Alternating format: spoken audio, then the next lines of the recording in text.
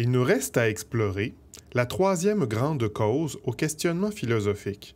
Il s'agit des grands bouleversements, aussi appelés situations limites. Les grands bouleversements, ou comme les appelle Karl Jaspers, les situations limites, sont des expériences qui nous font constater les limites de nos capacités, notre impuissance à changer les choses, notre finitude humaine, autrement dit. Il arrive que ces situations limites déclenchent des réflexions philosophiques.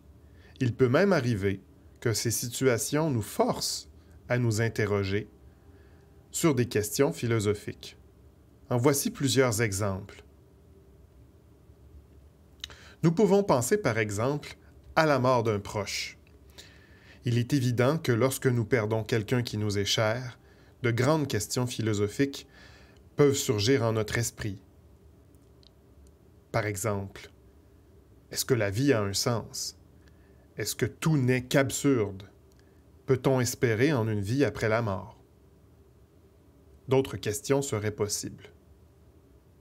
La pensée de sa propre mort peut également, parfois, nous amener à nous interroger sur le sens de la vie, par exemple, ou sur l'au-delà. La maladie peut également nous amener, par exemple, à revoir nos priorités, à nous interroger sur notre façon de mener notre propre vie. La maladie peut provoquer une grande variété de questionnements. L'injustice. Si vous vivez une injustice, si vous en êtes victime, il est possible que vous vous interrogiez à savoir s'il y a une justice en ce monde, que vous vous interrogiez sur les principes de la justice. Le malheur qui vous tombe dessus, sans raison apparente, si cela vous arrive, il se peut que vous ayez une profonde remise en question. Il se peut que des questions s'imposent à vous.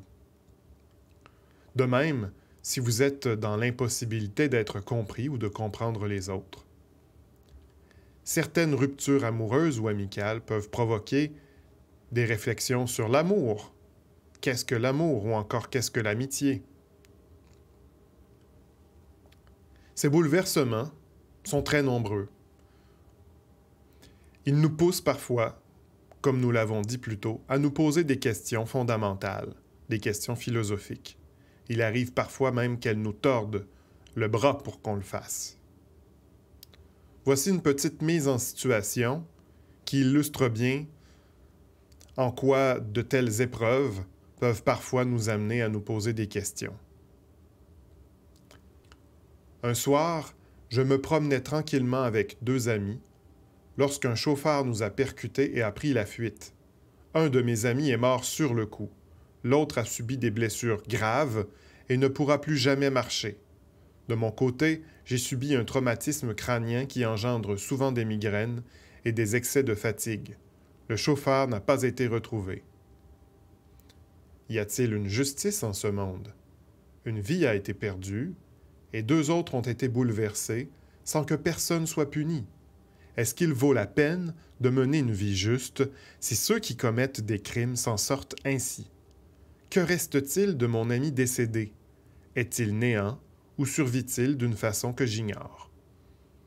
Est-ce que cette expérience a un sens? Est-ce que la vie a un sens si c'est pour finir tué d'une manière aussi absurde? Voilà donc, c'était notre illustration de la manière dont un grand bouleversement ou situation limite peut amener quelqu'un à se poser des questions philosophiques. Nous venons de terminer l'exploration des trois grandes causes au questionnement philosophique, causes identifiées par le philosophe et psychiatre allemand Karl Jaspers au XXe siècle. Son ouvrage me fut bien sûr essentiel pour la présentation. Son introduction à la philosophie, je vous en recommande vivement la lecture.